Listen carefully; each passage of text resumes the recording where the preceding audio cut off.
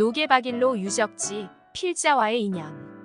노계박일로 1561년에서 1642까지 조선시대를 대표하는 문인 가객이다.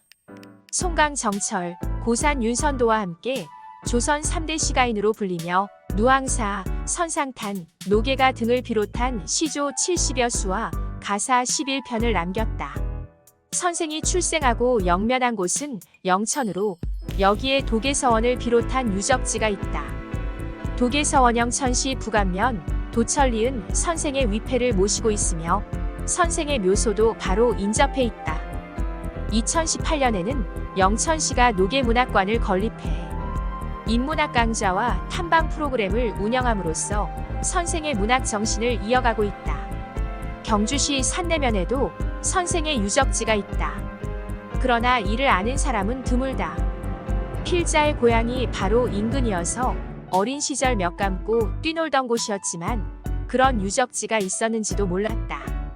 이에 이번 회는 풍수의 시선에서 선생이 경주시 산내면에 기거하며 남긴 발자취를 살펴본다. 참고로 본 글을 쓸 수 있었던 데에는 성호경의 박일로의 노계가 창작 배경, 탐색 논문의 도움을 받았음을 밝혀둔다. 그의 생애는 크게 두 부분으로 나뉜다. 전반생은 임진왜란의 종군한 무인으로서의 삶이고 후반생은 독서와 시작에 전념한 문인 가객으로서의 삶이다.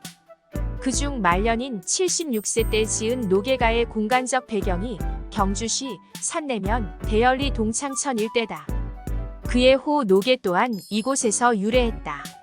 선생이 본래 새거지인 영천을 떠나 대열리 일대에 터를 잡게 된 이유는 정확히 알 수 없다. 굳이 짐작하자면 대열리 일대가 일찍부터 밀양 박씨가 살고 있던 마을이라는 것이다. 선생 또한 본관이 밀양이기에 공간적 터세에 대한 걱정을 덜 수 있었던 것이 작용했을 것으로 짐작된다. 선생의 노계 거주는 두 차례였다. 제1차는 1619년 59세경부터 1628년 68세까지이고 제2차는 1636년 76세 봄부터 얼마간이었다. 제1차 노계 거주기 1619년경에서 1628년경까지 선생이 처음 노계에서 거주한 곳은 산내면 대열리 횟골 마을의 동창천 건너편 산골짜기였다.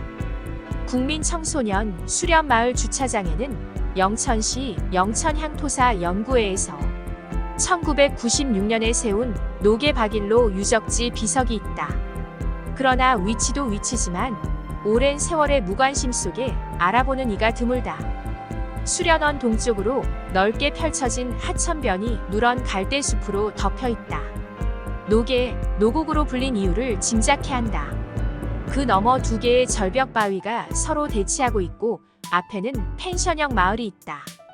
바로 이 일대가 노계 선생이 터를 잡고 머문 곳이다. 이곳은 풍수의 관점에서 별다른 특징이 없는 곳이다. 굳이 덧붙이자면 시골 하천변에서 흔히 볼 수 있는 터로 조선시대 전통마을 고택의 자리와는 거리가 멀다. 선생이 이곳에 유거하며 지었던 노주유거에서도 별다른 풍수적 흔적을 찾을 수가 없다. 선생은 이곳에서 황무지를 일구며 유거하다가 남에게 밭을 침경당하게 되면서 고향인 영천의 도천리로 귀환하게 된다. 제2차 노계 거주기 1636년에서 1637년까지 1628년에 노계를 떠났던 선생은 7, 8년 뒤인 1636년 봄에 다시 대열리를 찾는다. 이곳에서 약 1년간 유거하다가 이듬해 5월 처상으로 다시 영천으로 귀환한다. 선생이 두 번째로 터를 잡은 곳은 처음 자리 잡았던 곳에서 동창천 상류로 좀 더 거슬러 올라간 대열리 계곡 일대였다. 노계의 2차 유거지인 대열리 계곡 일대 사진 출처 네이버 지도 항공사진. 대열리 서편 마을에서 시다마을 방향의 동쪽. 길로 접어들어 자동차로 23분 정도 가면 물길이 완전히 휘돌아 감도는 곳을 만난다.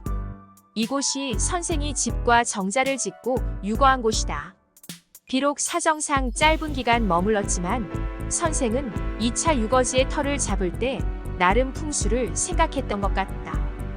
이곳의 자연적 아름다움을 노개가로 남겼는데 특히 횟골마을 유거 당시 지었던 노주유거에는 없었던 풍수적 표현들이 덜어 등장한다. 먼저 선생은 집터화실에 대해 다음과 같이 설명한다. 현무주작과 좌우용어도 마치 그림을 그린 듯이 갖추고 있으며 산맥이 맺힌 아래 장풍향량한데 푸른 담쟁이 덩굴을 걷어내고 석갈에 작은 집을 배산 임류하여 5뻗을 늘어진 물가에 지었으며 집터화실 추정지 남쪽으로 보이는 필봉백운산. 여기서 현무주작과 좌우용어도 그림을 그린 듯이 갖추고 구절을 살펴보자.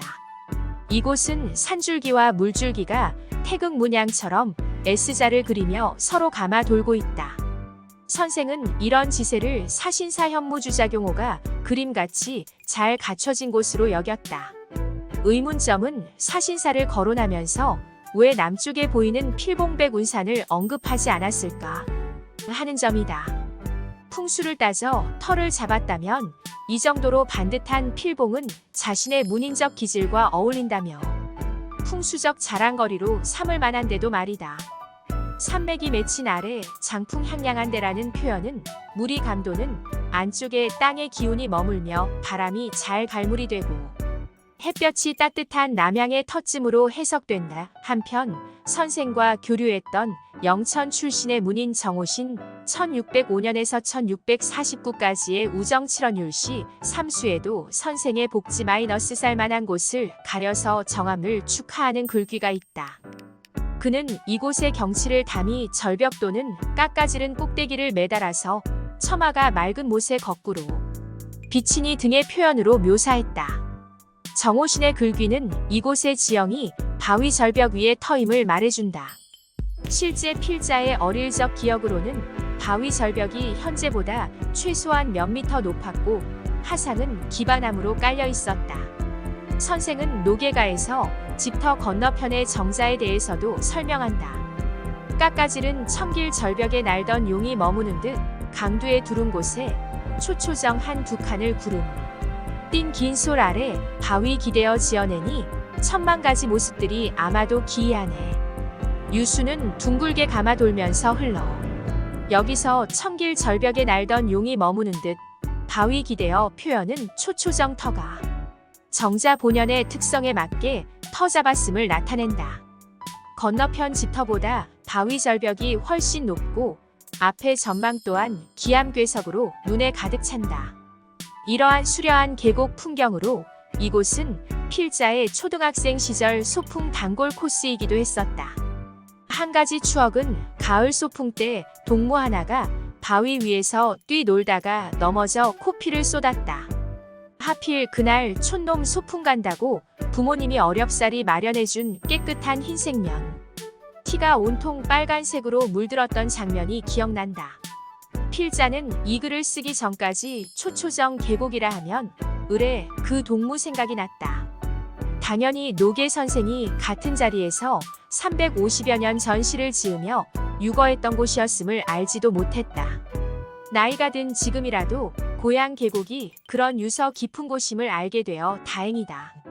조만간 날씨 좋은 날 그 동무와 다시 초초정 계곡으로 소풍 가야겠다.